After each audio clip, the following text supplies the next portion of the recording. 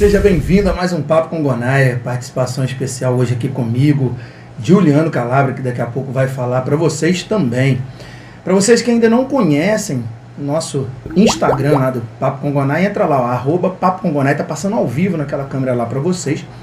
Também no Facebook, Papo Fit ou Papo com Gonaia, vocês também vão achar o nosso Papo com Gonaia para vocês entenderem, para vocês verem o que está acontecendo. O convidado de hoje já está aqui. É uma pessoa que eu estou conhecendo hoje, conhecido já do Juliano, e a esposa também veio, que mais na frente vai estar aqui no programa também. Né? E eu quero também agradecer aos nossos patrocinadores. Pessoal, da Mata Bebidas, um abraço lá para Luciana, Farid, a galera lá da Mata Bebidas. Leopoldina Turismo. Um abraço lá para Paulinho José. Drogarias Cotegipe. Um abraço pro Renan com os polivitamínicos. Da Max Corp. E eu estou sendo patrocinado pelos polivitamínicos, hein? E eu estou sendo patrocinado pela Academia Gonaia Fitness. E a academia tem musculação, natação, hidro. Vamos lá, hein, galera? Céu Azul News, com o grande Paulo Henrique. Pessoal, Júlio. Galera, eu sou Juliano Calabria. Meu nome, vamos lá. Meu nome é Renato Gonaia. E eu sou o Juliano Calabria. Essa dupla de peso, pesado, vai apresentar hoje para vocês Papo com Gonaia e Papo Fit, né? Que a gente também faz matérias agora. Papo Fit, né, Júlio? Quem que a gente vai receber hoje? Eu quero que você chame o convidado de hoje, que é um cara de conceito. Todo mundo que me encontrou na rua falou, muito bom, vou ver, vou assistir, eu quero ver. Então, faça as honras aí, Júlio. A gente tem o prazer aqui hoje de receber o Dr. Luiz Augusto Cabral, gastro, né? Casado com a queridíssima Thaís que a gente conversou semana retrasada, né? E a gente estava doido para chamar o Luizinho há muito tempo aqui. Né? O Luizinho já é uma coisa mais amigável, mais, né?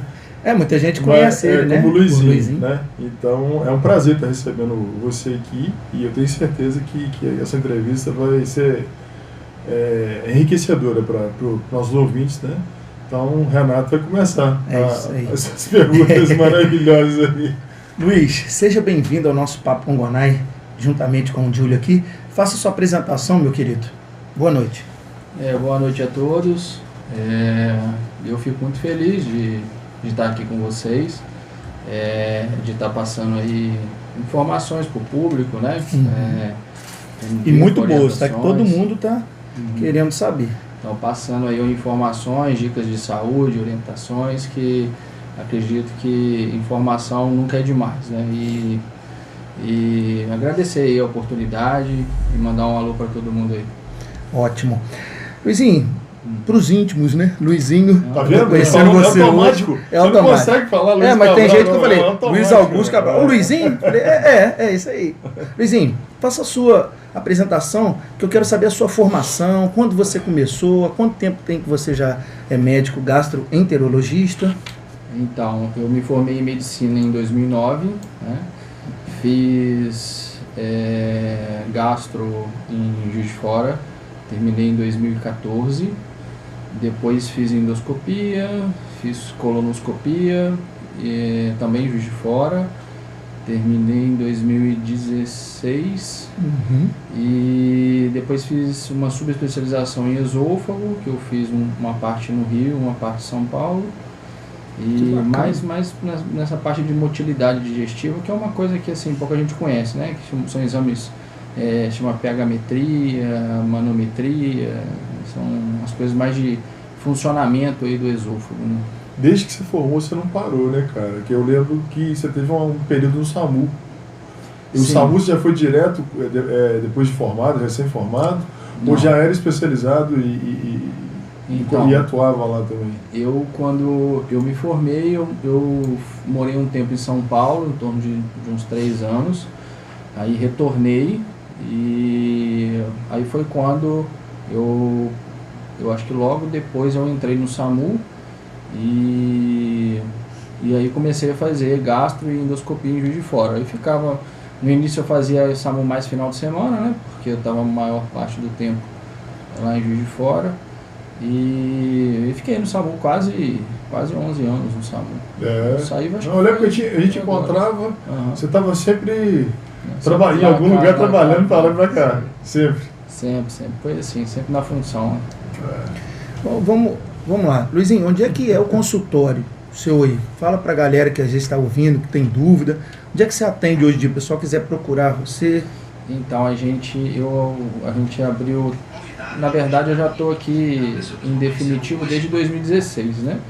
Assim, direto. Mas aí eu atendia antes em outro local, ali no centro, na frente do Cheiro Verde ali, e fazia os exames de endoscopia no hospital. E já tem 2 anos que a gente inaugurou um instituto lá de gastroenterologia, que fica ali naquela rua abaixo do hospital, na rua Santa Filomena, número 290. E lá a gente conta, né, eu faço a parte de gastro, mas tem outros gastroenterologistas que trabalham lá conosco para compor a equipe. Que bacana. Tem proctologistas, a gente faz os exames, tem uma equipe multidisciplinar também, com acupunturista, com nutricionista, com psicólogo. Tem outras especialidades médicas também que atendem lá conosco. Que legal, bem completo, Tom. É bem completo. A pessoa que às vezes vai para lá, né, Luizinho? Às vezes com algum problema, você já encaminha tudo ali mesmo. Às vezes não tem esse percurso de encaminhamento. Agora vai para outro polo, vai para outra cidade, procura esse profissional que é amigo meu, que também. Então, quer dizer, já é uma clínica capacitada para poder resolver o problema, né? A gente tem bastante coisa lá, assim, na maioria das vezes o que o paciente às vezes necessita da parte da gastroenterologia lá, a gente em relação a exames, a gente faz testes respiratórios, pH, mano, impedâncio, endoscopia, colonoscopia. Então a gente normalmente o paciente nem precisa sair de lá para procurar outro especialista, às vezes a gente lá mesmo já resolve. Que legal, né? Eu vejo os vídeos direto no Instagram lá. Outro dia, o último que eu vi foi o da laranja. Ele foi bem sarcástico da laranja. Ele até falou isso. Eu falei assim, mas na mesma hora que eu vi, eu falei, será que o pessoal vai entender esse recado aí? Porque, né? Não, mas ele vai explicar aqui, porque eu ainda não tinha visto, você falou, eu já fiquei curioso. Eu falei, rapaz, tem um vídeo da laranja aí, procura aí que você vai gostar, você vai curtir. Vai contigo, continua. Quais são as doenças mais comuns que aparecem lá no consultório para você? Chega às vezes paciente que tem mais incidência, assim, quais são os que aparecem mais? Então, no consultório de gastroenterologia, de maneira geral, são, assim, a nossa especialidade médica é uma especialidade muito abrangente. Então, a gente pega esôfago, estômago, intestino, né, tanto delgado, tanto grosso, a vesícula, fígado, pâncreas. Mas grande parte dos pacientes, o que a gente mais atende lá, que chegam nos procurando, é doença do refluxo, né, gastroesofágico, dispepsia. Dispepsia é a famosa má digestão, né? É falta de Pepsi. Vai tomar Pepsi, que aí vai complicar mais ainda. Toma Pepsi. Olha meu oráculo, como é que fica, olha pra mim. E ainda falou certo, Pepsi, porque é do patrocinador. Você foi bem. Acertou. E terceiro lugar é diarreia, tanto aguda, tanto diarreia crônica. E você já até falou algumas coisas, né, que são sintomas, né? Quais são os sintomas também que as pessoas parecem lá? Dor no estômago, azia, né? A gente já entra já na próxima. Como é que seria que aparecer? Como é que aparece o refluxo? Então, o refluxo, na verdade, o que ele é? Ele é um normal, é a gente engolir, né, a comida passa pelo esôfago, entre o esôfago e o estômago tem uma válvula que se chama esfíncter esofagiano inferior. Essa válvula se abre, a comida, né, vai cair dentro do estômago, o estômago vai liberar ácido para digerir os alimentos e vai sendo reabsorvido pela mucosa gástrica ou a parte vai indo para o intestino para formar as fezes, enfim.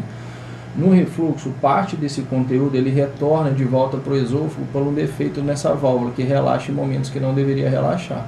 Então esse conteúdo gástrico sobe e... Que já é ácido, né? Sim. Na verdade, assim, na maioria das vezes é ácido, porque ainda existe um refluxo não ácido, fracamente ácido, mas a maioria das vezes é um refluxo ácido que queima a mucosa do esôfago. Então, os dois principais sintomas, que a gente fala que são sintomas típicos da doença do refluxo, é a azia, que é a queimação, que é o ácido queimando ali a mucosa do esôfago, né, a parede do esôfago, E o segundo sintoma é a regurgitação, que é aquela sensação de refluxo acontecendo, subindo na garganta, né? Aquele azedo na garganta. Não, a queimação é a primeira. O segundo é aquela sensação, parece que está subindo alguma coisa. Às vezes tem um azedo na garganta, né? Então essa é a regurgitação. Esses são sintomas típicos, mas existem os sintomas atípicos. Aí tem uma variedade, né? Pode ser tosse, rouquidão, pigarro, engasgo noturno, até pneumonia de repetição. Então, esses sintomas de tosse, as coisas podem ser também de... Mas acompanhadas daquele ou sozinho? Não, pode ser isolado, pode ser até um sintoma só isolado. Isso é porque é o seguinte, né? Uma tosse seca, ela já pode ser... Mas aí tem que ser uma tosse mais crônica, né? Uma tosse que não melhora e tal, né? A tosse mais comum é de origem respiratória mesmo, de infecção ou de alergia e tal, né? Mas uma tosse crônica pode ser. Mas o porquê disso? Porque, para falar para vocês entenderem, na garganta a gente tem 2 tubos, né? Tem o tubo do esôfago que desce para o estômago e tem a traqueia que desce para o pulmão. Então, às vezes o refluxo ele acontece de uma forma tão alta que ele sobe pelo esôfago todo e tenta descer pela traqueia. Aí quando vai tentar descer para a traqueia, aí para a gente expulsar, para aquilo não entrar no pulmão, a gente tosse, entendeu? Então essa que é o mecanismo aí da tosse e também da rouquidão, também da pneumonia aspirativa de repetição, que é quando cai esse líquido lá no pulmão mesmo e causa realmente a pneumonia. E os maiores casos hoje de refluxo são de pessoas bariátricas, a maioria é má alimentação mesmo, né? Mas eu vejo casos de pessoas que se trataram de obesidade e que colocaram balão, essas coisas, e dá aquele famoso dump, né? De repente não pode com algumas coisas que volta. Então, o que acontece? Como você entendendo como é o mecanismo do refluxo, que é essa subida de volta para o esôfago, a gente pode imaginar o que pode facilitar de dar o refluxo. Então, por exemplo, um paciente que está com balão gástrico para emagrecer, você vê que a quantidade de conteúdo dentro do estômago dele vai estar aumentada. Então, aumenta a possibilidade de voltar o conteúdo para o esôfago, né? Então, não só o balão, mas, por exemplo, alimentações, refeições copiosas, né? Tipo, quando você come muito de uma vez só, rodízio, essa coisa toda. Então, assim, toda vez que você come demais, facilita esse conteúdo subir. Então, aí são várias situações, né? Por exemplo, o bariátrico, pós-bariátrica também, o estômago, principalmente se for a cirurgia de bypass, ele é um estômago pequenininho, então ele logo se enche e facilita o refluxo. A gente já falou aí questão de alimentação copiosa. Também, às vezes, você comer e deitar, né? A gravidade, você está em pé, né? Então a gravidade ajuda a empurrar o conteúdo do estômago para o intestino. Quando você deita, então você fica na horizontal, então o conteúdo do estômago facilita, porque a válvula vai relaxar, o conteúdo vai subir. Então por isso que quem tem refluxo também tem que evitar de comer e deitar, ou tomar nem que seja água e deitar, né? Porque a água também volta. Tem que esperar uns pelo menos umas 2 horas. Obesidade também, paciente obeso também, né? Imagina uma garrafa PET com um pouco de líquido dentro. Se você aperta a garrafa PET, o conteúdo sobe. Se você hoje comer e deitar, isso... mas durante um tempo depois vai estar te fazendo mal, prejudicial. Né? É prejudicial, né? Lembrando que vai um alerta, né? Porque o pessoal acha que chega tão cansado em casa de dia que pede um fast food e dorme. Sim. E aí deita e desce com aquilo ardendo. Mas lembrando que isso são para pacientes que têm a doença, né? Entendeu? Então, se você não tem a doença... Mas quem não tem pode desenvolver tendo esse tipo de comportamento? Não, tendo esse tipo não. Porque às vezes a pessoa também come demais, né? Na verdade, a incidência de doença do refluxo é muito alta na população. Tem muita gente que às vezes tem a doença, mas não sente nada. Por quê? Porque se alimenta bem, porque não tem o costume de comer e deitar, não é um paciente obeso. São pacientes que às vezes evitam, né, bebida alcoólica, tabagismo, alimentos muito ácidos, alimentos muito gordurosos. Então, às vezes a pessoa tem um refluxo, mas não sente nada e nem sabe que tem pelo estilo de vida que o paciente tem, entendeu? Porque a doença do refluxo ela não tem cura, ela tem controle, né? Então, Então, Não tem cura? Não tem cura. A doença do refluxo, uma vez que você tem ela, a gente vai tentar controlar. São 3 pilares, né? Que é a dieta, né? Aí que vem o vírus da laranja, né? Fantástico. Depois Eu vou colocar ela.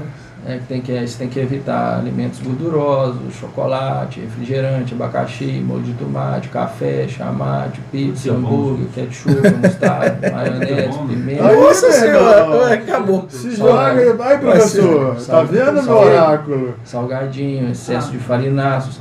Então, isso docinho. Daí, E acabou, assim, no vídeo da laranja lá tá falando sobre isso, né? Mas fala um pouquinho desse vídeo aí. é isso, você colocou vídeo, lá, Luizinho. é isso. Eu falando sobre o que se deve evitar, né? E descascando devagarzinho a laranjinha. Não, mas assim, fica tão limitado assim mesmo? Mas não é que é bem assim. É o seguinte, isso aí não é que tem que ser cortado, isso aí tem que ser evitado. Então eu costumo falar com meus pacientes, então o macetinho é o seguinte: se você chega com uma doença do refluxo e você corta tudo, rapidinho você melhora. Mas vai passar 2, 3 meses, você não vai aguentar, vai voltar a comer tudo de novo e vai voltar com sintoma. Então, né, a melhor dieta que existe, né, todo mundo sabe que é a dieta que a gente consegue seguir, né? Então, o que eu sempre oriento? Por exemplo, eu comparo muito o café com a Coca-Cola, né? Todos os dois, né, não são interessantes usar no refluxo. Só que tem gente que ama café e não liga muito para Coca-Cola. E tem gente que gosta muito da Coca e não liga muito para café. Então, isso é muito individual. Então, isso cada paciente a gente consegue fazer uma dieta mais individualizada, né? Porque, por exemplo, esse paciente que gosta muito de café, tenta diminuir um pouco do café. E deixa a Coca, às vezes, que não liga tanto, para fora da rotina, uma festinha, um final de semana, esporadicamente, uma coisa né? assim. Então, aí, o macete maior é isso, é evitar as coisas evitar mais as coisas que ele não faz questão, e evitar menos as que ele faz questão, para conseguir fazer uma dieta legal. E tudo isso associado com mudança de hábitos de vida, que aí vai entrar a questão de não comer ou beber alguma coisa e deitar, e evitar o tabagismo, e evitar de comer tudo de uma vez só, mais vezes em menor quantidade. Aí a gente vamos ser extremistas agora. Aí, beleza, ele tem refluxo. E aí ele não trata direito. O que ele pode ter de complicação ali pra frente ali? Então, só para concluir a questão do tratamento, para não ficar faltando, e aí isso tudo associado com a medicação. A medicação, tem que ter uma medicação. A gente faz uma medicação, que normalmente são os inibidores de bomba de próstata, os famosos prazóis, né? E a ideia é que com o tempo a gente vai diminuindo a medicação de acordo com os sintomas do paciente. Então tem uma classificação que existe grau A, B, C e D de Los Angeles, que é uma classificação endoscópica, é o primeiro exame que a gente normalmente faz para identificar o refluxo. Então, se tiver grau C e grau D, a gente tem que tratar com essas 3 coisas e com a medicação. E aí depois a gente faz uma reavaliação endoscópica para ver se dá para ir tirando a medicação. Mas se for grau A, B ou não erosivo, aí a gente vai retirando a medicação de acordo com o que o paciente está sentindo. Se estiver bem, a gente de 2 em 2 meses vai reduzindo. E quanto mais dieta ele conseguir fazer, menos remédio ele vai tomar, e se possível ele vai ficar sem remédio nenhum, dependendo se ele seguir direitinho. É uma reeducação, né? Alimentar praticamente. Mas aí você perguntou das complicações, né? A máxima, se vamos botar um caso de o intensidade que ali. acontece? O refluxo, eu sempre falo isso com os pacientes também, ele não tem cura, mas ele tem controle, ele tem que ser controlado por 2 situações. Primeiro, para você ter uma qualidade de vida melhor. E segundo, pelas complicações. As 2 complicações mais comuns, apesar de não serem tão comuns, tá? É o esôfago de Barrett, quando o ácido, quando a mucosa do esôfago fica tão machucada que o tecido de revestimento do esôfago, né, ele deixa de ser esôfago e passa a ser intestino. Entendeu? O nosso organismo troca a mucosa. Por quê? Porque a mucosa do intestino ela não sofre tanta agressão do ácido, entendeu? Aí o paciente às vezes até melhora um pouco dos sintomas, sabe? Mas quem tem esôfago de Barrett aumenta em mais de 50 vezes a chance de câncer de esôfago, né? Então, uma das complicações é essa, né? É assim, é evoluir para Barrett e o Barrett evoluir para câncer, né? E a segunda complicação mais comum é a estenose péptica. Estenose péptica é assim, machuca, cicatriza. Machuca, cicatriza, machuca, cicatriza, machuca, cicatriza. E essas cicatrizações vão gerando fibrose, né? Então é como se fosse uma cicatriz dentro do esôfago. Então o esôfago, de tanta cicatriz, ele começa a reduzir o calibre, ele começa a fechar. E aí começa a agarrar a comida, e aí tem o tratamento chato de ficar fazendo dilatação endoscópica. Então também é uma outra complicação aí que pode acontecer. Para as pessoas não assustarem, às vezes, nossos ouvintes e telespectadores aí, como é que a pessoa sabe que ela está com uma simples azia, ou uma reincidência de azia, ou dias de azia? Como é que ela pode entender se ela está com algum problema, ou se é só uma coisa que ela comeu, fez uma coisa que ela pode ficar tranquila? Eventualmente, todos nós vamos ter uma azia, às vezes uma regurgitação, né, que é esse azedo aí subindo na garganta, mas isso aí também tem um nível que a gente chama de fisiológico, né, que pode acontecer. Por exemplo, você pode não ter refluxo, ir para um churrasco, né, e comer bastante aí carne, bebida alcoólica e tal, e aí às vezes vai acontecer um refluxo, mesmo você não tendo a doença, né? Agora, se é um sintoma, uma queimação, uma azia, uma regurgitação que já de vez em quando aparece há mais de, pelo menos aí uns 6 meses, aí eu acho que vale a pena investigar. Principalmente se forem pacientes que tenham sinais de alarme, né? Sinais de alarme é o paciente às vezes maior que 40 anos, paciente que está tendo anemia, paciente que tem história familiar de câncer no trato gastrointestinal, paciente que está perdendo peso, né? Paciente que engole e sente muita dor ao engolir, não na garganta, igual a amidalite, mas uma dor no tórax, né? Pós-engolir. Então são situações que a gente não pode esperar, né? A gente tem que olhar para a gente ver, porque pode ser analisar, né? Mas também pode ser outras coisas mais importantes, entendeu? Olha, você tem uma série de variações você falou relacionadas ao refluxo. Não é uma coisa tão simples, né? Que a pessoa acha mas que é só queimação. É isso que o Luiz falou, porra, perfeito. A pessoa está tendo reincidência, passa o tempo, melhora, né?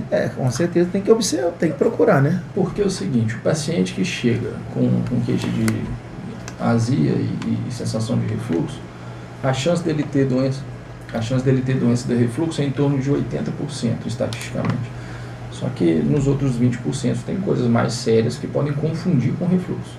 Porque se você tem sintomas de refluxo, a gente faz o diagnóstico do refluxo, normalmente o tratamento evolui bem, o paciente fica bem, jóia, controla o problema e tal. O problema é a gente falar, isso aí deve ser refluxo, deixa eu tomar um omeprazol ali que resolve. E às vezes, assim, a maioria das vezes, às vezes vai resolver, né? Porque é 80%, né? Mas e se você estiver nos 20%, às vezes tem coisas mais chatas aí que podem confundir com refluxo. Deixa eu perguntar um mito. As pessoas, eu vou até colocar, até entrando já na minha parte de suplemento, até que o pessoal pergunta demais. Legal. O glúten e a lactose, eles ajudam, eles contribuem para ser danoso nesse processo? Eles entram como inflamação? Vilões, né? Para quem não tem, para quem tem intolerância à lactose e que para quem tem intolerância a glúten pode favorecer uma piora dos sintomas, mas isoladamente, por ter refluxo não posso usar lactose, por ter refluxo não posso usar glúten, não. Entendeu? Aí a gente faz os testes lá de glúten, de lactose, e aí dependendo do resultado aí tem uma orientação complementar. O que entra muito na questão de suplemento também é que quem tem doença do refluxo não é muito legal usar suplementos estimulantes. Com a própria cafeína. Taurina, cafeína, iombina. Esses aí, para quem tem refluxo, não é legal. Betalanina. Porque você já sente uma queimação quando você está ingerindo o produto. Então você já sabe que não é legal. Sim. Sabendo que tem. Luiz, você comentou aí sobre os prazóis. É mito que eles causam câncer? Ou não tem nada a ver? Eles, com o tempo, eles vão danificando realmente Então, isso muita gente pergunta. Porque é o seguinte, os prazóis, eles são medicamentos que, como qualquer outro tipo de medicamento, tem na verdade, tudo na vida, né? Tem a parte boa e a parte ruim, né? Então, há uns anos atrás, foi feito tipo um papel de conscientização da questão das pessoas tomarem muito os prazóis sem ter um motivo, uma indicação. Então, assim, eu tomo muito comprimido para pressão, eu vou tomar o omeprazol para proteger o estômago, né? Então, assim... Não sentindo nada, né? Então você está tratando o quê? Você não está tratando nada, né? Ele está prevenindo o quê? Também não está prevenindo nada. Então, nesses pacientes, o que se sobressai não é um efeito terapêutico, né? Não é um efeito de cura, porque ele não tem nada, né? Ele fica só com um efeito colateral, tá? Então, os prazóis, eles têm sim os seus efeitos colaterais, assim como a dipirona tem, o paracetamol tem, todos os remédios que existem praticamente tem. Então, com o tempo,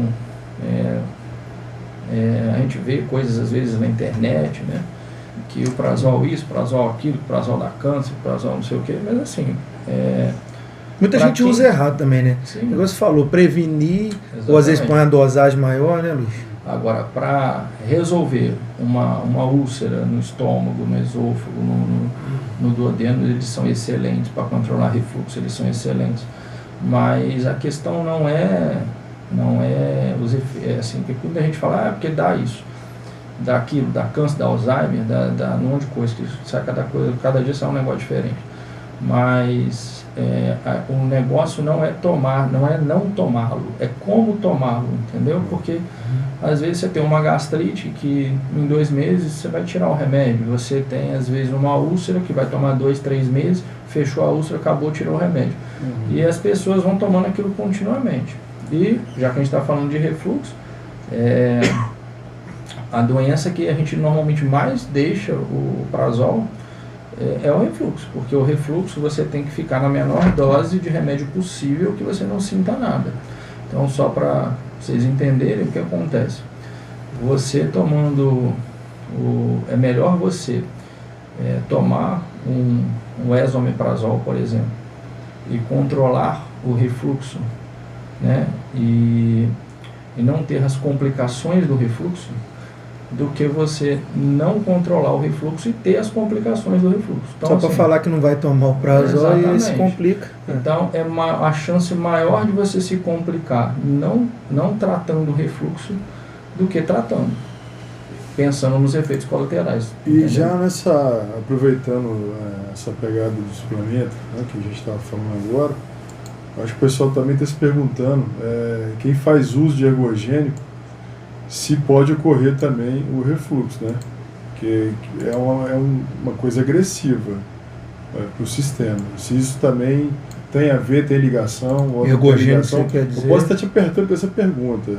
É só para esclarecer, porque são todo os hormônios, mundo... os hormônios. Não, em relação ao refluxo, não. Assim, os hormônios têm as particularidades deles e tal. Aquilo que a gente acabou de falar, tudo na vida tem a parte boa e a parte ruim.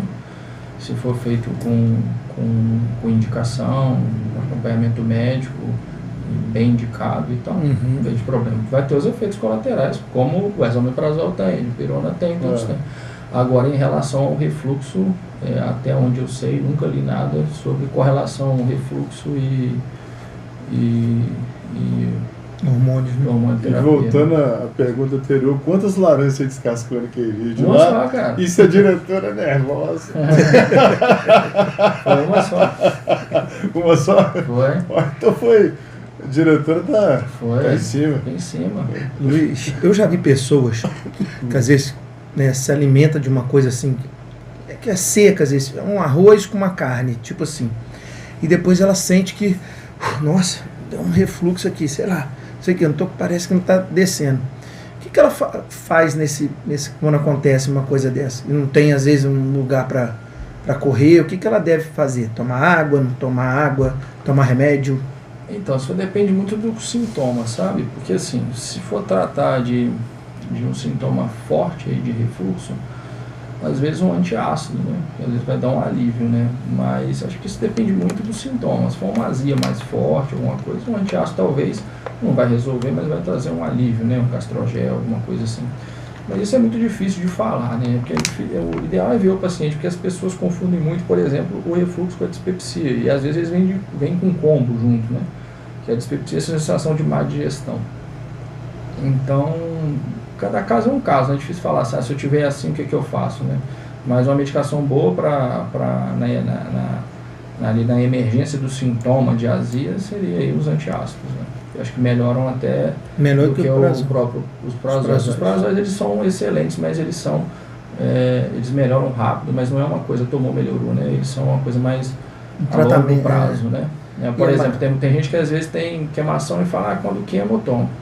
Não é, o negócio não é assim. Então ele pode até dar um alíviozinho ali na hora, mas o efeito maior aí é a longo prazo e tomar para não ter, e não ter para tomar, né? Então se tiver uma queimação, uma dor no estômago, às vezes um gastrogel, um Buscopan, você tem que tomar um remedinho para aliviar a dor. Então nesse momento o prazol não é o mais indicado, não. Mas para negócio de descer, a pessoa sente que não está descendo o alimento.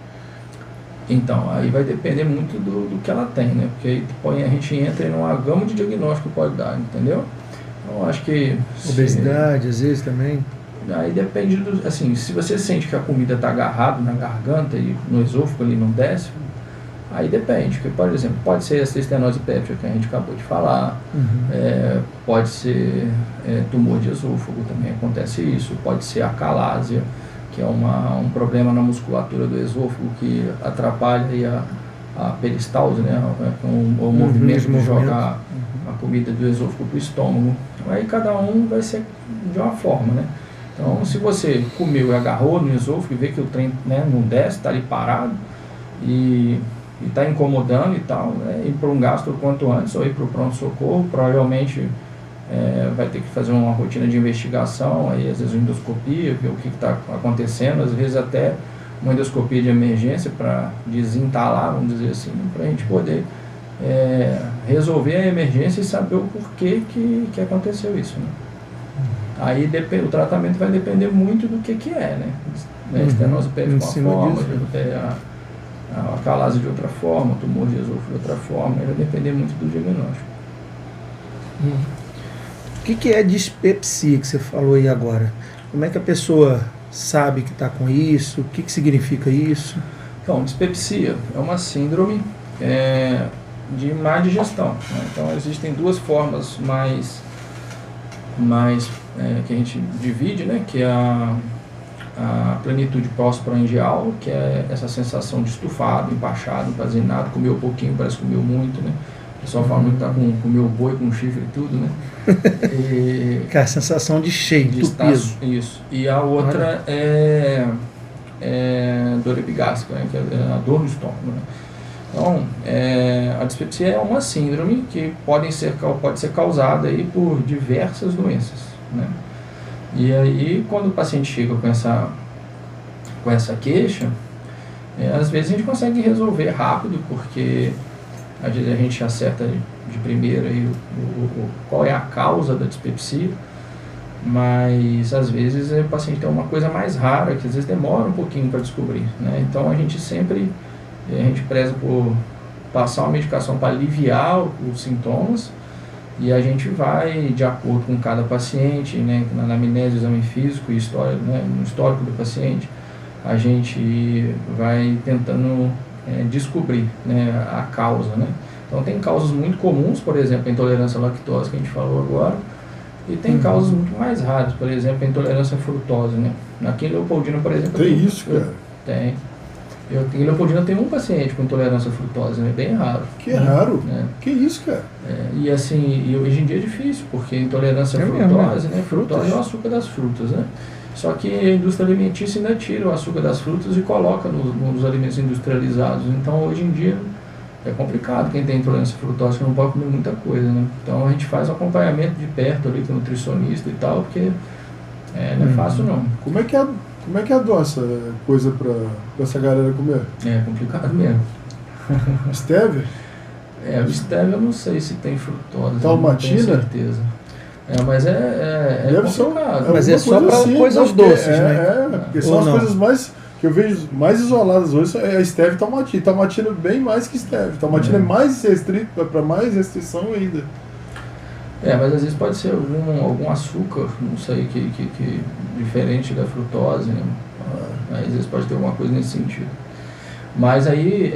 Nossa, como fica limitado então, né, Luiz? Fica. Mas aí outras coisas que dão dispepsias, dispepsias são várias, né? Verminose, hipotireoidismo, a dispepsia funcional, que é um problema de inervação aí da parte gástrica, intolerância a glúten, às vezes a infecção do estômago pelo H. pylori, né, que todo mundo fala bactéria do estômago também pode dar, enfim, nós falando coisa até amanhã aqui. De que cara, a gente vê tanta coisa, né, cara? Você falou da frutose, tem muita gente com Crohn, que é uma coisa...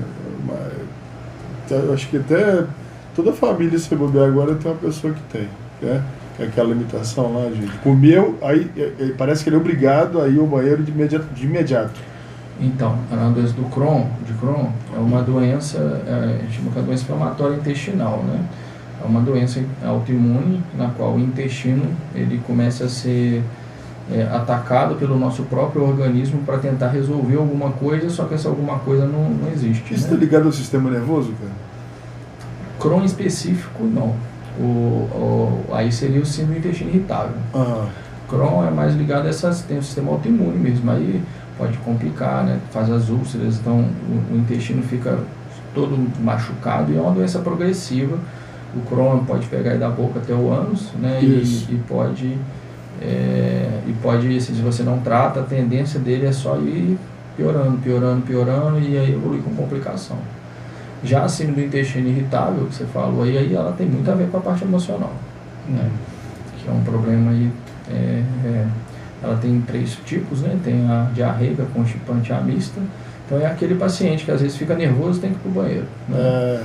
E às vezes tem paciente que, né, vai ao banheiro na forma mais comum que a diarreica, vai 10 vezes por dia no banheiro. A gente pode tirar uma média hoje que o problema é mais emocional, que passa para o corpo, que o corpo sente depois, e ele acaba pegando o problema pelo emocional. Então, depende muito do que. Tipo assim, hoje é tanta informação o tempo inteiro, que de repente a pessoa olha na internet e ela começa a se ver com aquilo sem ter. E ela fica nervosa, e o jeito dela ficar nervosa, ela começa a ter aqueles sintomas. Então, assim, parece que ela está desenvolvendo até um refluxo de ficar nervosa, por isso. Então, tem algumas doenças que têm relação, sim. Existe, né, não só na gastro, mas na medicina em geral, que a gente fala que está somatizando, né? Somatizando é você fica preocupado com aquilo, começa a sentir coisa, na verdade, você não tem nada. Não tem nada. E aí o que eu falo hoje, assim, tipo assim, virou moda falar que, TDAH. Todo mundo tem agora. Todo mundo fala assim, eu tenho. Eu sou disléxico também, não sei o quê. Todo mundo fala, todo mundo tem que se enquadrar em algum tipo de doença. E na verdade, cara, se às vezes é uma coisa tão psicológica. A gente nunca, no passado, a gente nem se enquadrava. Porque não precisava preocupar, você falava que não tinha nada, a gente não tinha tanta preocupação. Sim. Você vivia a vida de uma forma melhor. Sim. Entendeu? Hoje, mas assim, os estudos eles estão evoluídos, ele vai, né, esmiuçando cada vez mais para entender melhor. Eu vejo assim, não é muito da minha área, né, mas assim, a minha opinião sobre isso é que, primeiro, que antigamente a gente não tinha tanto esses diagnósticos, porque a medicina não era tão evoluída, e também porque a gente levava antigamente uma vida mais leve, vamos dizer assim, né?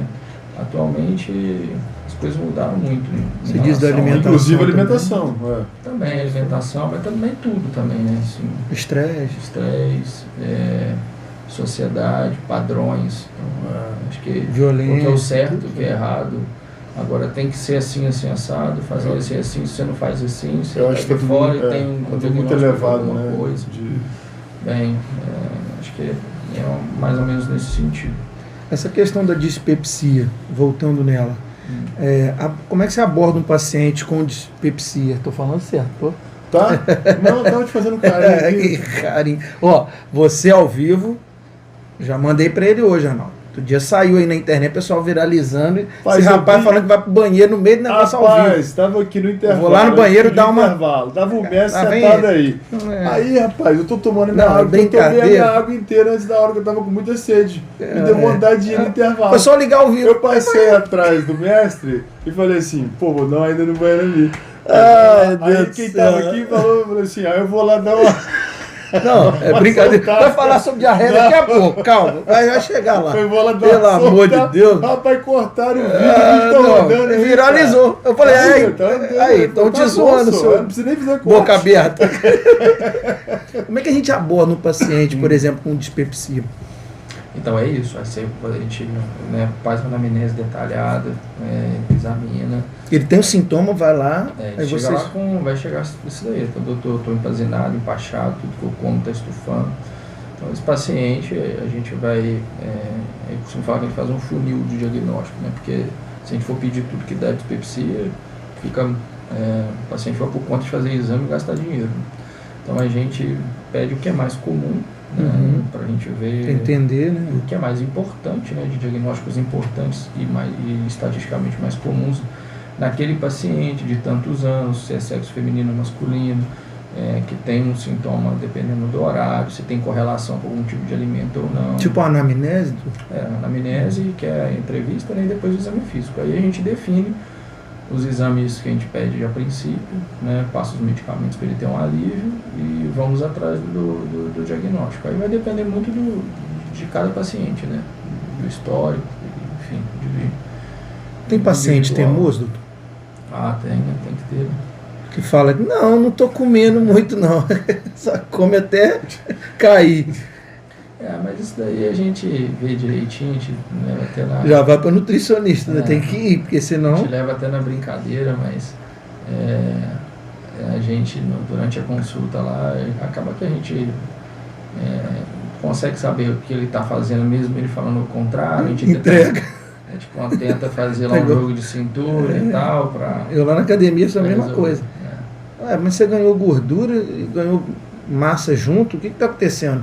Não estou comendo nada, não bebo, não. Quando você passa na exposição, você vê lá a galera toda lá nos barzinhos de exposição. Eu falei, rapaz, não está comendo nada. Finalizando com o churro. Deixa, elas devem estar me ouvindo aí, elas vão entender. Agora, essa pergunta que eu quero que você faça, porque, né? Você já viralizou com ela? Não, vai, pergunta logo. Não tava não, pô. Doutor, diarreia. Tocou até o telefone lá, não, viu? O pessoal quer saber. O pessoal tá querendo saber. Zoar. Sobre diarreia. Então, diarreia, que é o terceiro que a gente colocou aí mais comum de doenças de consultório. A diarreia é o seguinte, existe dois tipos de diarreia, né? Tem a diarreia aguda e a diarreia crônica. A gente tem lugares que até diferenciam em três, que é a aguda, persistente e crônica. Então a aguda até 15 dias, persistente de 15 a 30 e a crônica mais de 30 dias de diarreia, né? E na outra classificação usa só 30 para aguda e mais de 30, menos de 30 para aguda, né? E mais de 30 para crônica. Isso aí a diarreia aguda é a famosa aí que chega direto, né, na época de verão, praia, aquela coisa toda. Uma virose. Exatamente. Porque assim, a diarreia aguda normalmente é um problema que de fora para dentro, alguma coisa entrou no seu organismo, né? Um vírus, que aí seria a virose, uma bactéria, né? Que é infecção intestinal, né? Ou alguma outra coisa externa entrou, deu aquela diarreia que você passa mal danado, vai um monte de vezes no banheiro, e o tratamento dela, a gente não precisa de ficar investigando a causa, porque basicamente hidratar, sintomático e tal, e a gente prevenir as complicações, né? Principalmente desidratação, né? E as infecções mais importantes, principalmente bacterianas, né? Que aí normalmente vem associado com febre, evacuar mais de 10 vezes por dia, presença de sangue nas fezes, ou pus nas fezes, enfim. Essa é a diarreia aguda, né? Agora a diarreia crônica é meio que parecida até com a dispepsia. E é engraçado que tem coisas que dão dispepsia e diarreia crônica. Então, na diarreia crônica não adianta você tomar remédio, você tem que descobrir o que está acontecendo, que normalmente não é uma coisa que entrou no seu corpo, é um problema que está no seu corpo. Então, a gente já A crônica que são mais dias, por exemplo. Mais dias. A crônica é diferente. A aguda, como eu falei, ela é assim, aquela coisa mais explosiva. Dura pouco. Ela dura pouco e você tem um padrão que é o seu normal e de repente aquilo sai do controle e depois volta ao normal. A crônica não. A crônica, você está bem, aí você desenvolve ela e começa. Né? Dá uma diarreiazinha, melhora, depois dá de novo, piora, depois melhora, piora. É uma coisa mais insidiosa, né? Não é aquela coisa mais explosiva. E aí a gente na crônica tem que achar o diagnóstico também, né? Então assim, é tipo a dispepsia, né? Então assim, a intolerância à lactose, por exemplo, ela pode dar tanto só o estufamento, ou pode dar, que é a dispepsia, ou pode dar a diarreia, ou pode dar os dois, né? Então, as causas de diarreia mais comuns são muito parecidas com as causas de dispepsia. Então, intolerância a glúten, intolerância à lactose, aí entra as doenças inflamatórias intestinais que a gente falou, que é a doença de Crohn, a retocolite, né? Outros tipos de colite, enfim, tumor de intestino também pode dar diarreia crônica, enfim, tem que investigar para saber do que se trata. E também entra aquela questão dos sinais de alarme, né? Então, o paciente que tem sinal de alarme são pacientes maiores de 40 anos, pacientes que têm anemia, que têm perda de peso, que têm sangramento nas fezes, que têm história familiar de câncer de intestino. São pacientes que têm que ter mais, a gente tem que analisar melhor a situação para não ter surpresa depois. Para não ir e voltar, né? Às vezes melhora um pouco, depois já... Também, mas eu digo mais no sentido de ter alguma coisa grave, né? Então, assim, esses pacientes que têm esse tipo de situação, que está emagrecendo, que está dando anemia, que está perdendo sangue nas fezes, ou não precisa nem ser diarreia, mas pode ser uma alteração do padrão das fezes. Por exemplo, o paciente 60 anos, tem o intestino sempre foi da mesma forma, e passou a ter diarreia, ou então passou a ter a constipação, né, com o intestino preso, esse paciente tem que ser investigado, que pode ser alguma coisa mais séria, né? Então, pode ser um tumor e tal. Então, não é questão nem de ficar só indo e voltando, que seria meio que qualidade de vida, né? Seria mais de perigo à vida mesmo, né? Quer perguntar essa? Como tratar? Não. Vamos chamar o intervalinho só para ele tomar uma água para a gente falar. Pessoal, a gente ainda vai continuar um pouquinho mais sobre esse assunto, que às vezes as pessoas também querem saber mais pouco. A gente vai pegar as redes sociais dele também. Tem muita coisa bacana nas suas redes sociais. A gente vai para um rápido intervalo, pessoal. Então, tem muita informação bacana aqui, hein? Então, @Papo com Gonai lá no Instagram, tá ao vivo. Tá? Também está no Facebook, Papo Fit, Papo com Gonai, ao vivo. E depois essa matéria vai estar toda gravada na íntegra aí no YouTube, toda editada para vocês. Tá bom? A gente vai para um rápido intervalo. Voltamos já.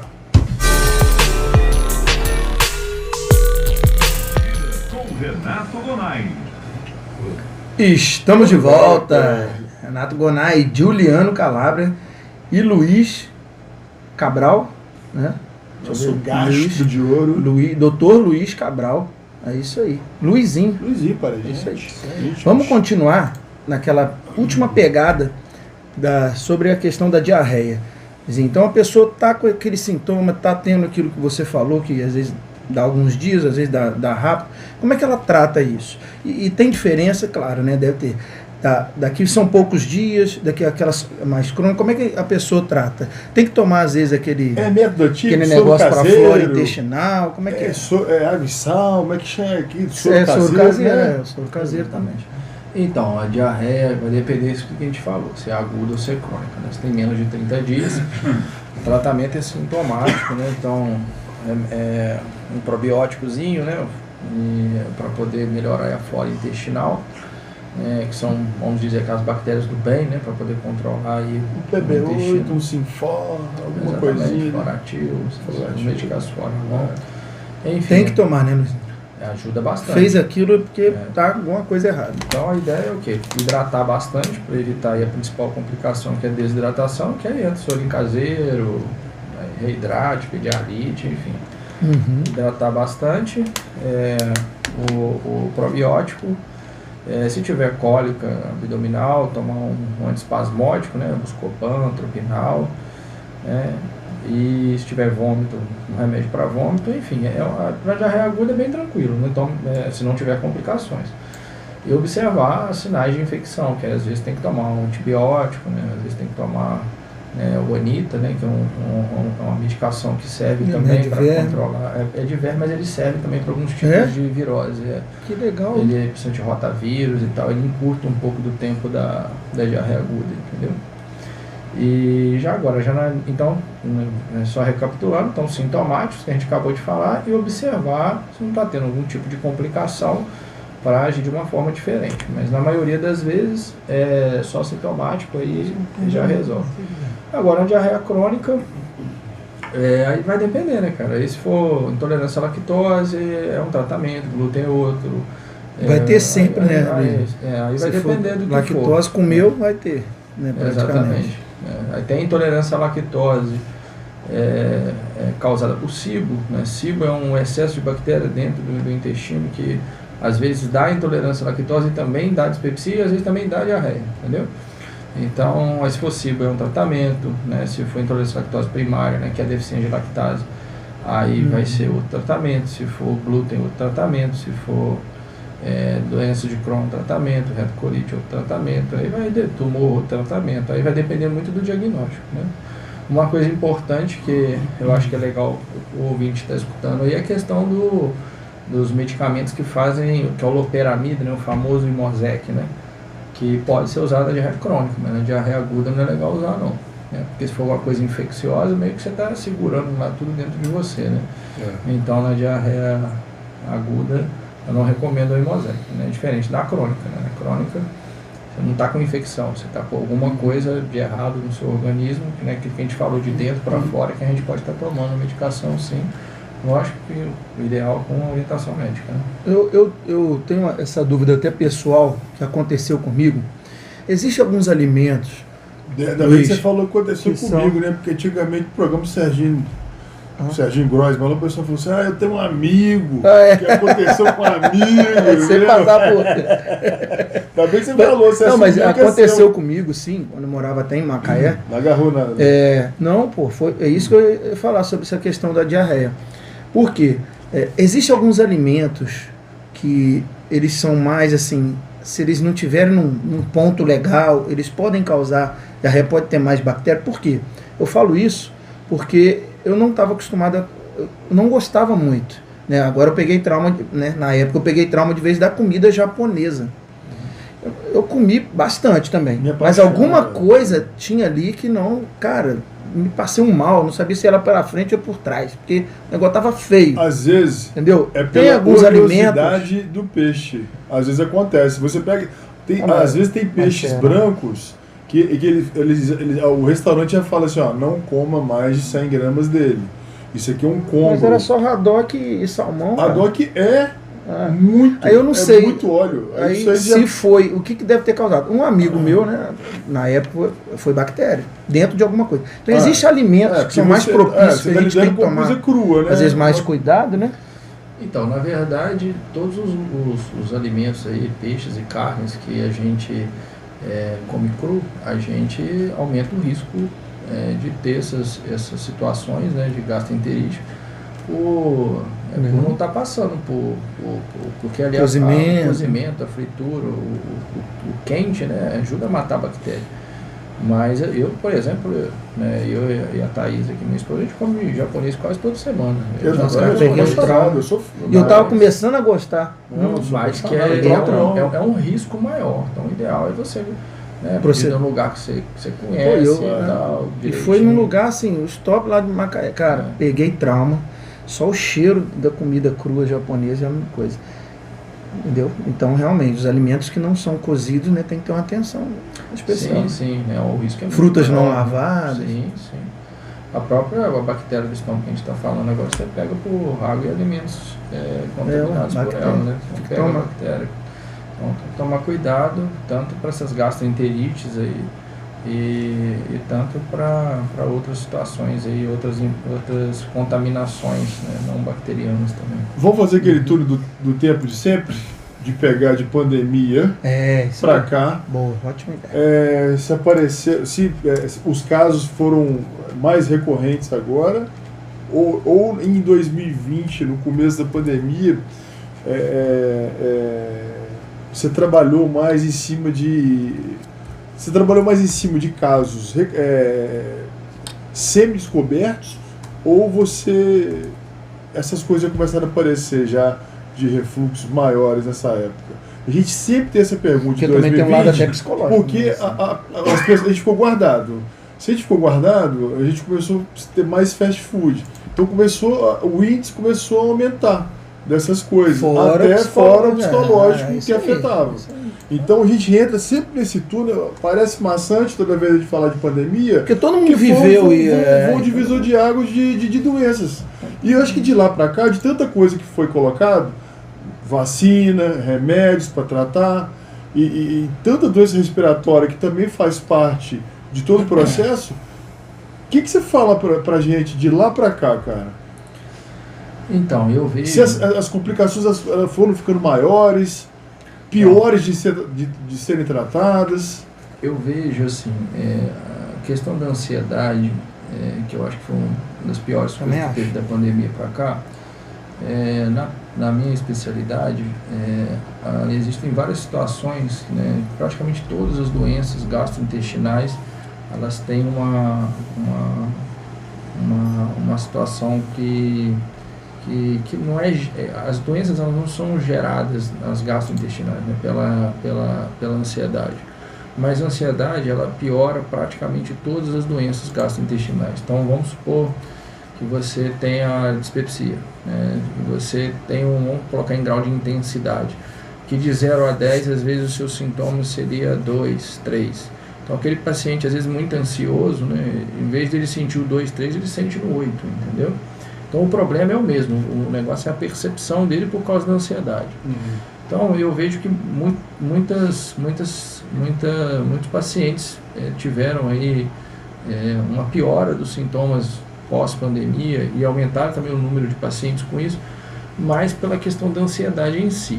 Em relação à doença, fora a ansiedade, na minha área, eu não sei se tem algum artigo, alguma coisa que possa estar correlacionando isso, mas a minha percepção de aumento de doenças gastroenterológicas pós-pandemia, eu não vejo isso. Vejo, às vezes, uma piora dos sintomas pela questão da ansiedade, né?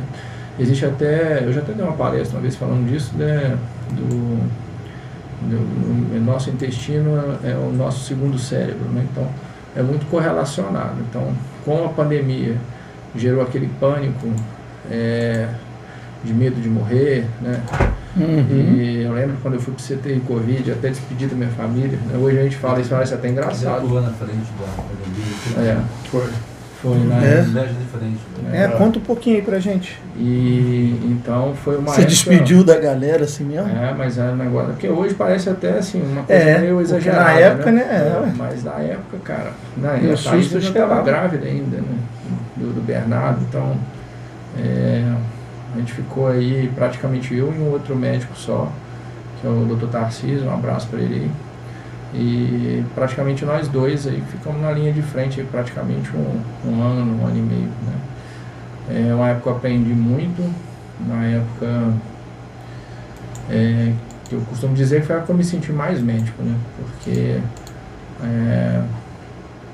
a gente foi no escuro, né? Com medo de pegar, com medo de morrer. Ainda mais no início, né? Ninguém sabia como é que, né? Exatamente. E aí, na época, praticamente ficou só nós dois, né? O pessoal estava, assim, não julgo os colegas, mas na época, né, tinha gente que às vezes tinha, né, imunodeprimido, às vezes mais idoso e tal, e ninguém na época quis pegar, enfim, a gente matou no peito, fomos para cima.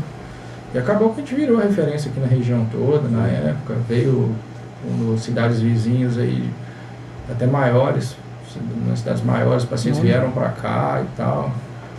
Teve um hospital aqui próximo que teve um probleminha, que aí veio todo mundo para cá e quando resolveu o problema lá ninguém quis voltar. Enfim, foi uma época que eu me senti muito realizado como médico de poder estar ajudando, né? Mas... Porque na verdade, se não fosse vocês, cara, também, né? Quem que?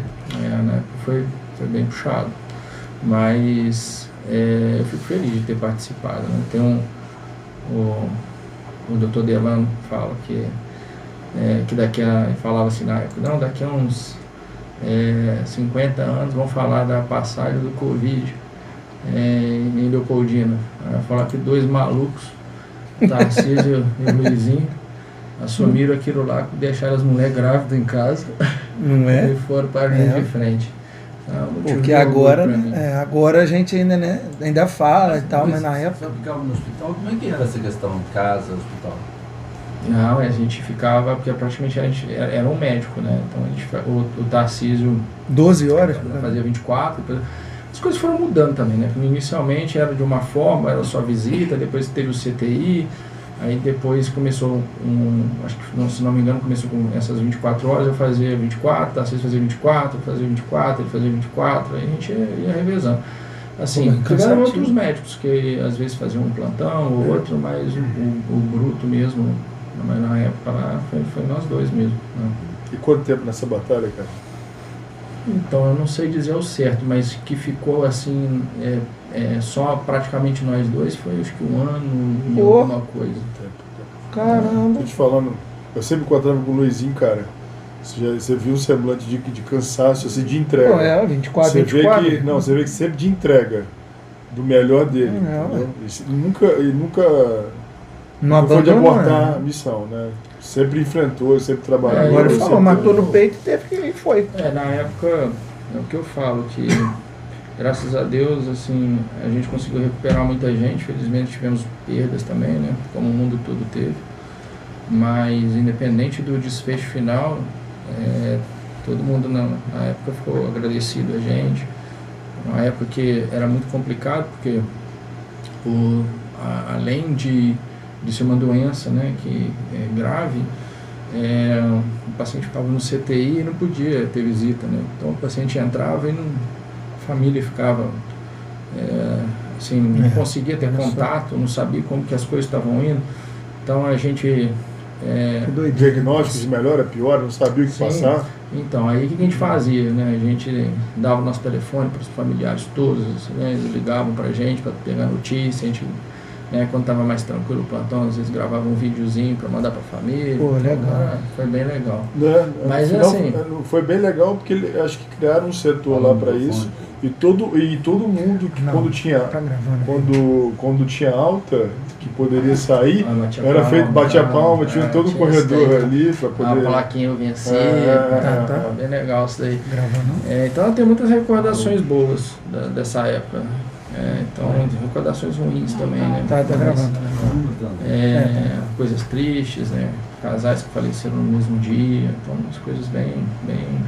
Uma vez um paciente meu falou que a gente devia escrever um livro sobre a questão do Covid, porque foi uma época bem pesada. Pô, um ano e pouco. E Luizinho, tem uma estimativa, não sei se vocês tiveram esses números lá, de quantas pessoas foram atendidas aqui em Leopoldina?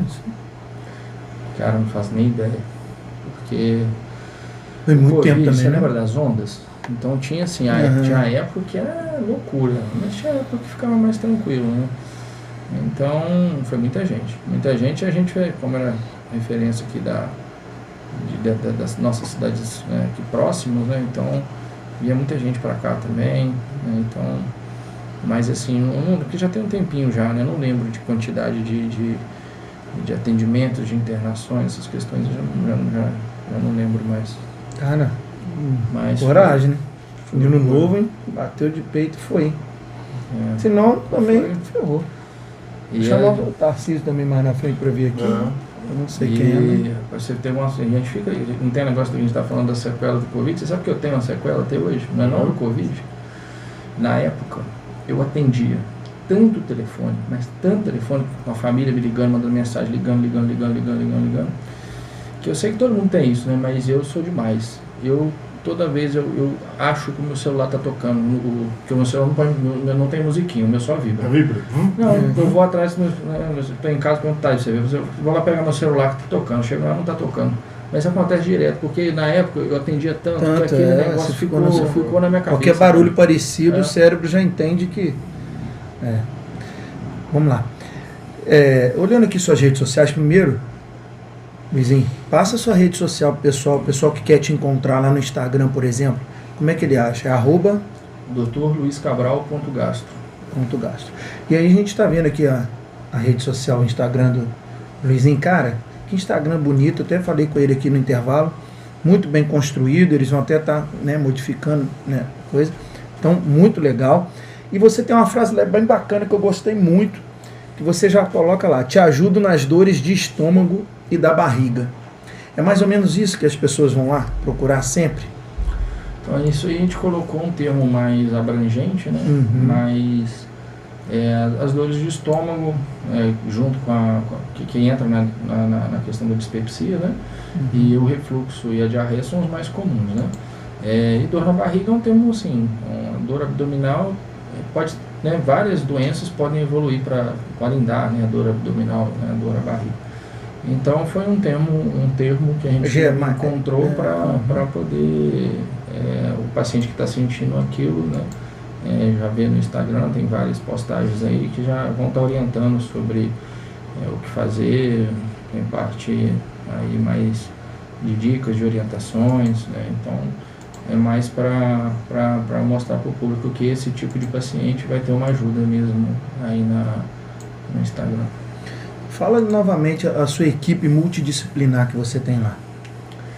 Então, não sei se eu vou esquecer de alguém, mas tem na parte médica lá, tem eu, tem a doutora Adriele, que é gastro e endoscopista, tem a doutora Fernanda, que é gastroendoscopista, tem o doutor José Carlos, que é proctologista e colonoscopista, tem a doutora Vanessa, que é nefrologista, tem o Lucas, que é psiquiatra, tem o doutor Renato, que é cirurgião, endoscopista e colonoscopista. De médico, acho que é só, né?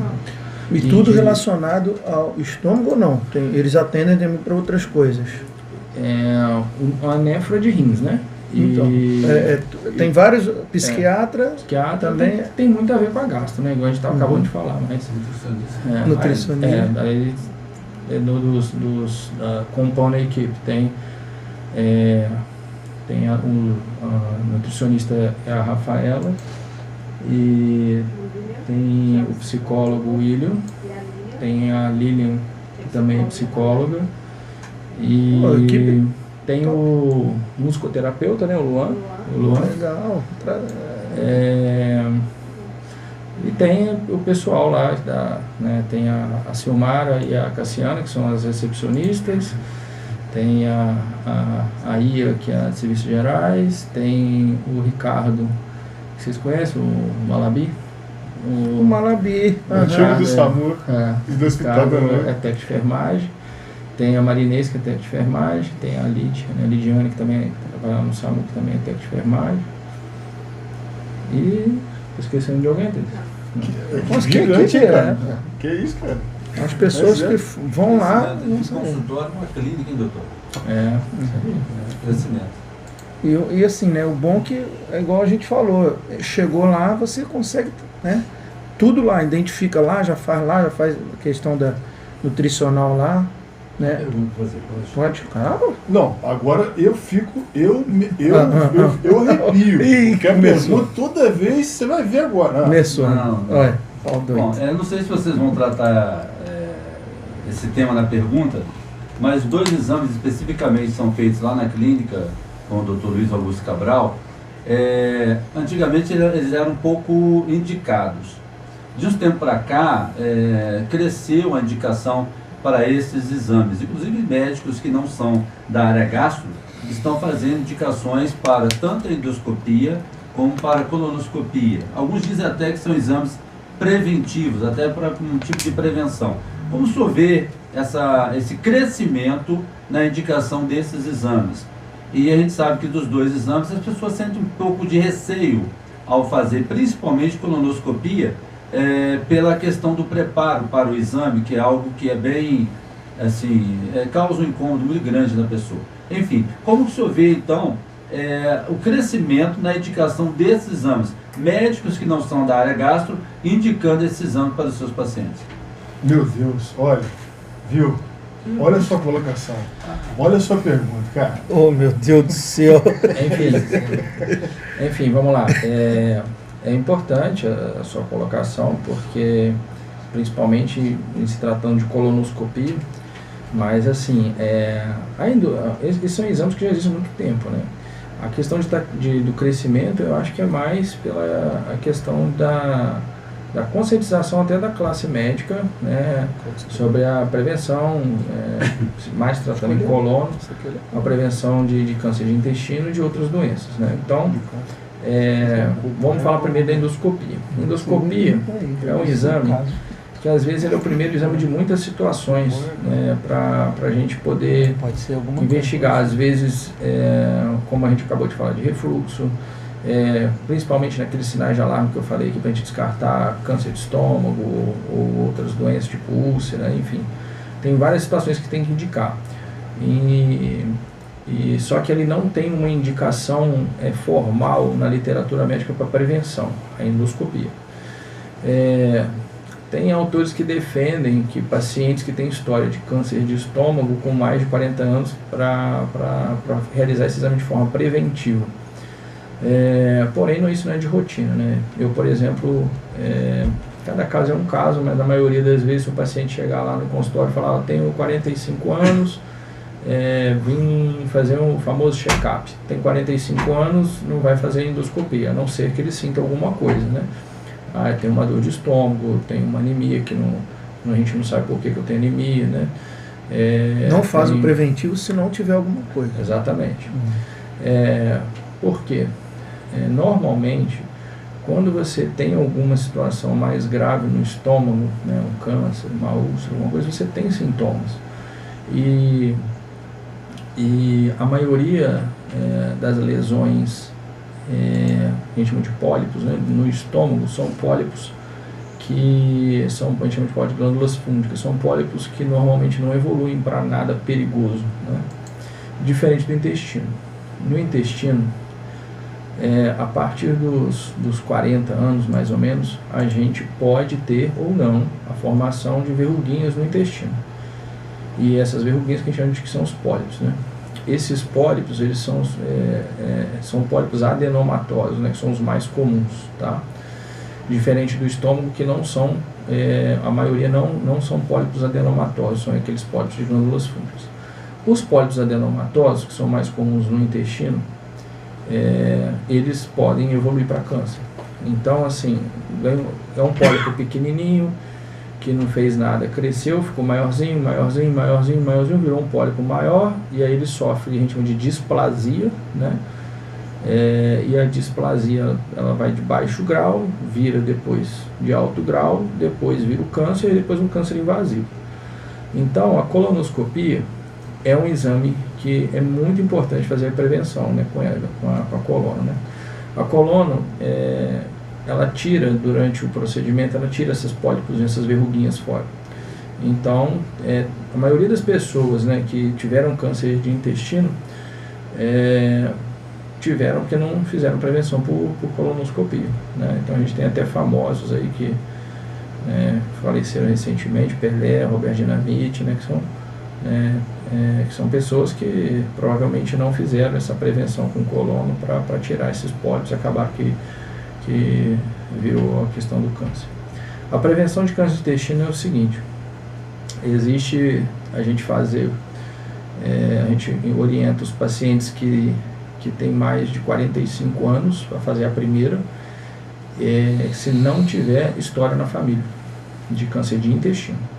Se tiver história de câncer de intestino na família, a gente vê o que é menor, 40 anos ou 10 anos a menos do que o diagnóstico do familiar de primeiro grau. Por exemplo, O irmão teve câncer de intestino com 80 anos, menos 10, 70, 40 é menor, começa com 40. O irmão teve câncer de intestino com 30 anos, 30 menos 10, 20, aí como 20 é menor que 40, começa com 20, entendeu? E isso, apesar da sua colocação e de hoje estar sendo mais solicitado, se você for ver na população brasileira, você pode perguntar aos seus conhecidos e tal, a grande maioria ainda não faz colonoscopia preventiva. Por preconceito, talvez? Às vezes mais, acho que é desinformação, né? Às vezes... Porque ela é invasiva, doutor? Ela é um exame invasivo, né? Ela é um exame, a questão que ele falou também do preparo é chato, né? Eu já fiz colonoscopia como paciente com 37 anos comigo. Eu falo com o pessoal assim, quando eu fui fazer meu preparo, eu fui preparado para a morte, né? Porque falam que é terrível. Até que comigo foi de boa, sabe? Eu só fui no banheiro um monte de vezes e não tive mais nada. Mas tem gente que às vezes dá cólica, tem gente que dá enjoo, mal-estar e tal. Então, durante o procedimento, você é dado com o anestesiologista, né? E passa aí uma câmera pelo ânus para avaliar aí a mucosa do intestino, não só para ver se tem um pólipo, mas para verificar se não tem nenhum outro tipo de doença, né? E por estar introduzindo o aparelho, né, na mucosa e tal, é um exame invasivo, sim, passível de complicações, mas como tudo na vida, estou sendo repetitivo, né, tem a parte boa e a parte ruim. Se você colocar na balança, na maioria das vezes é muito mais fácil você ter problemas diretos à sua saúde, risco de vida, por você às vezes não fazer do que por fazer, né? É mais fácil você morrer por não fazer do que morrer fazendo, né? Então ainda é uma batalha grande ainda para essa questão de conscientizar a população, porque muita gente às vezes não faz, em primeiro lugar, por desinformação, que estou passando isso para vocês, não sei se todo mundo aqui já sabia disso, mas muita gente nem sabe disso. Um aluno comentou comigo na academia sobre isso um dia. E segundo, por preconceito também, medo, né? Enfim, tem toda a situação. Então a endoscopia não tem nenhum, até onde eu sempre estou estudando, não vi nenhum artigo que fala tem que fazer prevenção, né? Mas a colono sim. Por que teve aquela anemia falciforme, por exemplo? Não, aí não. A anemia, para investigar, que a gente estava falando, questão de anemia, né? Que você está perguntando. Não, a anemia falciforme não é um fator de risco, né? Um sinal de alarme, vamos dizer assim.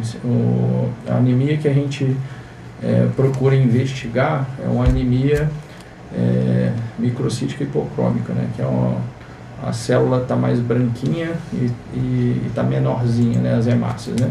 Por quê? Porque a anemia não é uma doença. A anemia é um sintoma de uma doença. Se você tem um diagnóstico de anemia falciforme, você já tem um diagnóstico da sua anemia. Você tem a doença anemia falciforme. Uma doença. Entendeu?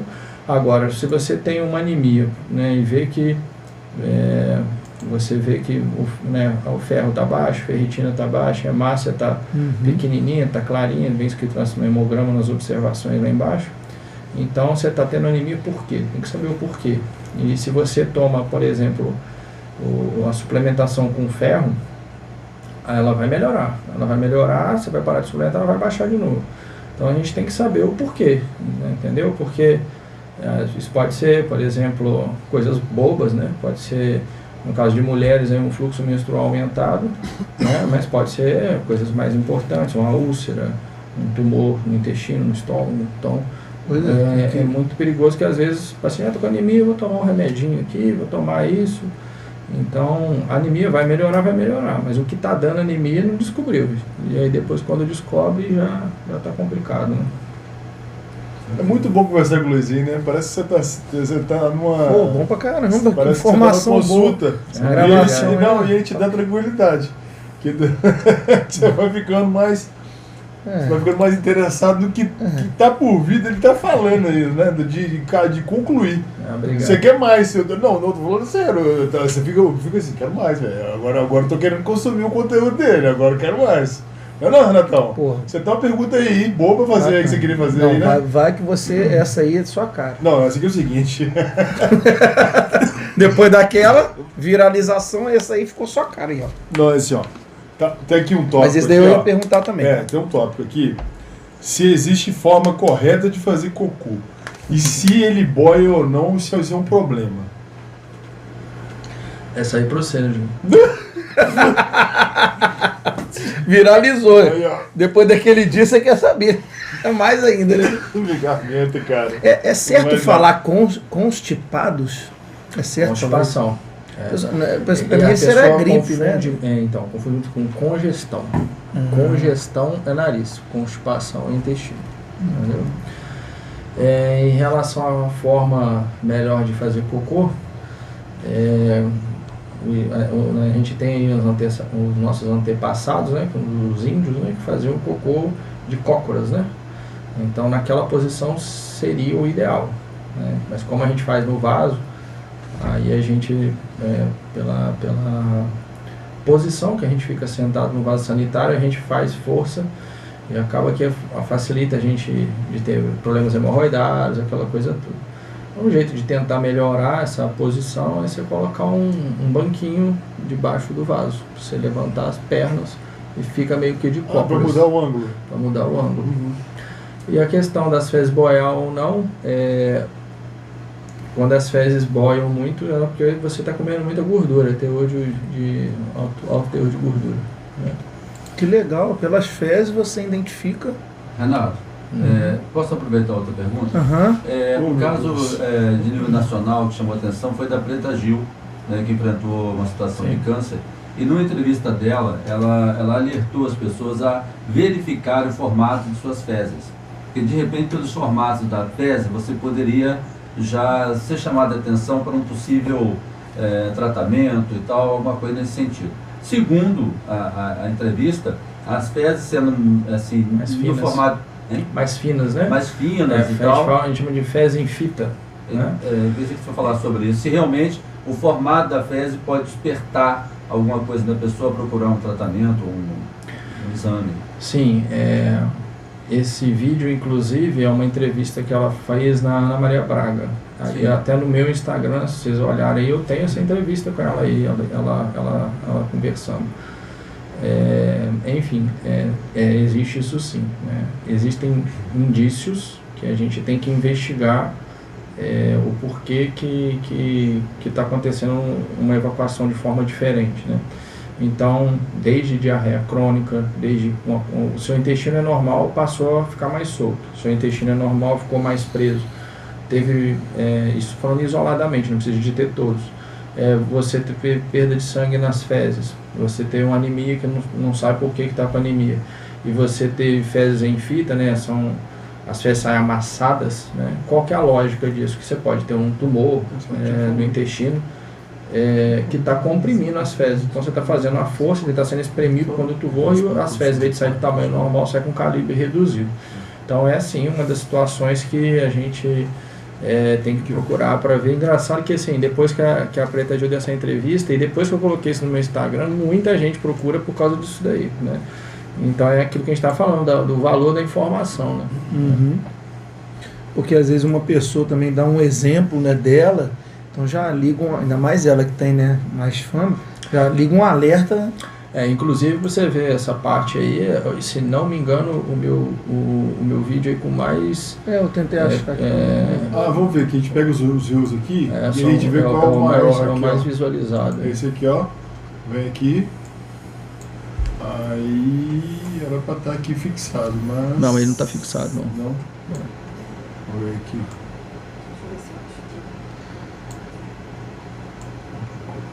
Vesícula. Luizinho, vesícula. Quando é que a pessoa sabe que está com algum problema também na vesícula? Muita gente fala, pode ser vesícula, pode ser não sei o quê, porque às vezes eu já vi alunos, né, que às vezes não tinham uma irritação, acho, na vesícula e tal, come alguma coisa ou toma um suplemento e incomoda. Como é que a pessoa sabe que está com algum probleminha na vesícula, por exemplo? Então, o principal sintoma Em que caso tem que fazer a cirurgia, por exemplo, né? A principal doença que comete a vesícula é a pedra, né? Pedra na vesícula, que é a colelitise. O principal sintoma é a dor, né? Dor debaixo da costela direita. Normalmente é uma dor que irradia para o dorso, né? Irradia para as costas, tipo cólica, aquela dor que vem forte, depois dá uma aliviada, depois vem forte de novo. Então esse é o principal sintoma. A vesícula tem a função de armazenar a bile, que serve para emulsificar, né? Eu vou te explicar, para pegar um pedaço grande de gordura que a gente comeu e transformar em pequenos pedacinhos. Então, fracionar ele, né? Exatamente. Então quem tem problema de gordura normalmente tem uma piora, às vezes dá uma diarreia ou desencadeia a crise de dor quando está fazendo uso de alimento mais gorduroso, porque é quando a gente mais usa a vesícula, né? Identificador, né? Sim. Mas aí tem outras doenças de vesícula, né? Mas a mais comum é a colelitise mesmo, que na maioria das vezes é cirúrgica, né? Com remédio? Na verdade é assim, se você tiver uma pedra na vesícula e dependendo do tamanho da pedra, né, uma pedra não muito pequena, e você não tem sintoma nenhum, zeros, né, aí lógico que isso é individualmente, mas às vezes a gente pode acompanhar o paciente, não precisa de operar. Agora, se é uma pedra pequena ou se é uma paciente que tem dor, né, aí é melhor operar. Então é até o contrário, que a maioria acha que a minha pedra é pequenininha, não tem problema não, é o contrário, quanto menor a pedra na vesícula, pior, né?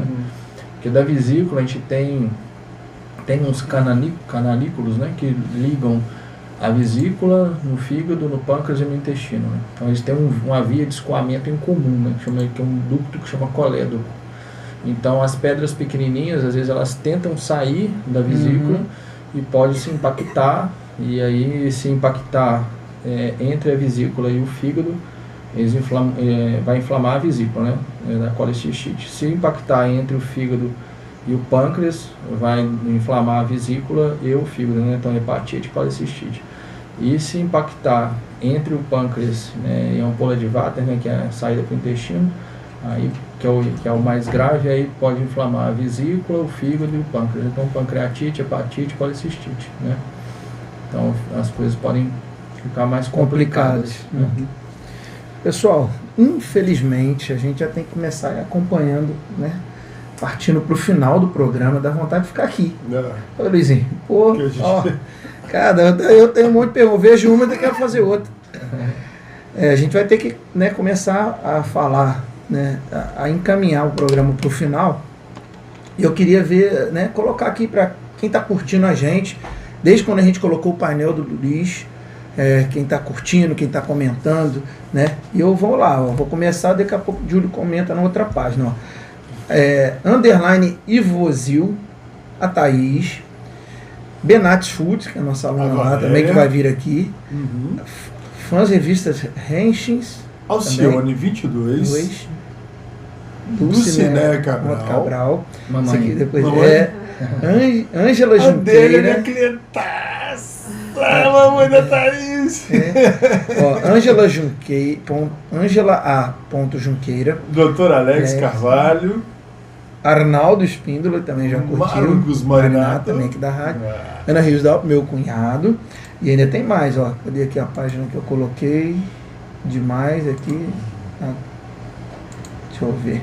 Essa aqui de mais 9 pessoas comentando aqui. Então, quer dizer, muita gente, né, achou interessante, tá? Fazer aqui, ó. Essa aqui. Aí vem o Tiagão, né, o Limão. Professora Teresila, que estava aqui com a gente também. Júlio. Tô aí sempre. Ana C. Passos JJ. Do Juninho. Né? Marli Monte, a Marli que está sempre falando com a gente, comentando. Muito obrigado. E a Adélia Amorim 12, que a gente acho que já falou também. E tem mais gente curtindo, mandando mensagem, só que a gente às vezes não consegue falar com todo mundo, pessoal. Porque, né, também o programa, a gente pensa que 1h40, 1h50 de programa nossa, vai demorar isso tudo e tal. Cara, passa muito rápido. Né? Thaís também, quando no mês que vem, você vai ver, cara, a gente começa, né, muito rápido. Tá? E vamos ver com o Arnaldo também onde é que a gente foi, né, transmitido hoje, né, Júlio? Isso. Vamos ver onde é que a gente foi passado hoje com o grande Arnaldo Espíndola. Ok, só um minuto aqui. Al Jazeera. Hein? Al Jazeera. Não. Um monte de canal aí importante. É pela internet, né? A rádio pela internet no www.radiojornal.net. Aí nós tivemos ouvintes estamos tendo, né? Na Bélgica, na Rússia, nos Estados Unidos e também no Brasil, ouvindo pela internet. Algumas cidades aqui: Guarulhos, São Paulo, Rio de Janeiro, Santo Luís, nos Estados Unidos. Teve gente em Leopoldina acompanhando pela internet. Argirita, Palhoça, né? Palhoça, Santa Catarina. Belo Horizonte, Florianópolis, São José e Bruxelas. Muito Que legal. Muito Pessoal, a gente vai caminhando, eu quero passar, você quer chamar ele para os agradecimentos?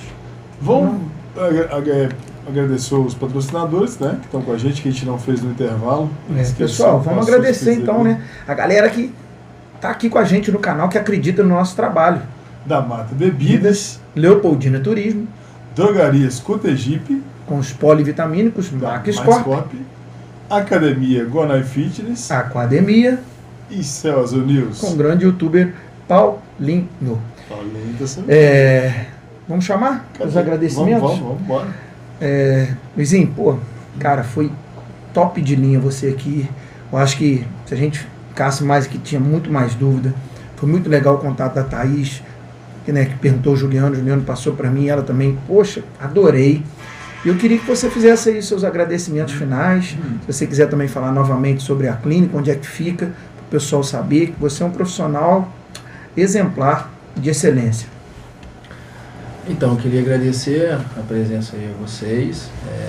Feliz, como eu falei no início, de estar passando aí informação. Muita coisa. Que às vezes não chega de uma forma ideal para todos. Agradecer aos pessoal lá da minha clínica, né, do instituto, né, naquela rua clínico, que é na rua Santo Filomeno, número 290, telefone 3441-3028. É logo ali debaixo da rua do hospital que você falou. Desceu não, porque agora só sobe, né? O polo ali. Inverteu a mão ali, agora só pode subir. Exatamente. E o outro lado inverteu também lá, né? Mas é na rua ali de baixo, ali. A gente subir no polo agora, que é subindo, né? À esquerda, você olha pro lado, já tem uma foto, tem um estômago à esquerda escrito lá o meu nome. Também aqui todo mundo tem meu telefone, 329-9957-1925, se alguém quiser tirar alguma dúvida, estou à disposição. A rede social, @drluiscabral.gastro. Agradecer aí também aos meus pacientes e é isso. Uma boa noite para todos aí. Luizinho, queria te agradecer, cara. A gente nunca tinha parado para conversar assim. E o que eu posso falar para quem está escutando a gente acho que é disso que a gente precisa. Alguém que a gente vai procurar uma solução de um problema e a gente acha conforto até no jeito de conversar. É isso que você passa pra gente. Além da credibilidade, conhecimento que você vê, que você fala com propriedade, né, de conhecer a fundo, né, até por tempo de estudo e até de ter dessa batalha que foi um marco, né, nosso da pandemia. Te agradecer por isso também, porque acho que nem teve tempo de homenagear essa época. Você foi um combatente, você foi um guerreiro nessa época. Então, isso emociona a gente, cara, porque pouca gente puxaria isso para responsabilidade. Você sabe que na época eu tive muito reconhecimento também porque assim, como você falou aí, as coisas foram acontecendo, aquela coisa toda, mas na época eu na Câmara aqui, porque eu sou leopoldinense, mas sou natural de Juiz de Fora, né? Minha mãe, na gestação, ela teve uma complicação e eu tive que nascer em Juiz de Fora. Aí, no pós-pandemia, eu recebi a cidadão leopoldinense, né? Tem um nome direitinho. Como é que é? Título de honorário de Leopoldina. E recebi também título de cidadão honorário de Itamaraty, de Minas, na época, por tá cheio de chave, né, cara? Tá com a chave tudo aí, destravado tudo no jogo aí. Nossa, mas merece, tá? Porque além desse negócio da pandemia que você falou, pô, a gente conversa com você, cara, paciente que vai ter total segurança do que você está falando. Você não... Não, porque às vezes as pessoas estão escutando, mas não tem esse calor aqui da conversa aqui. Então, essa aproximação hoje, essa conversa nossa, né,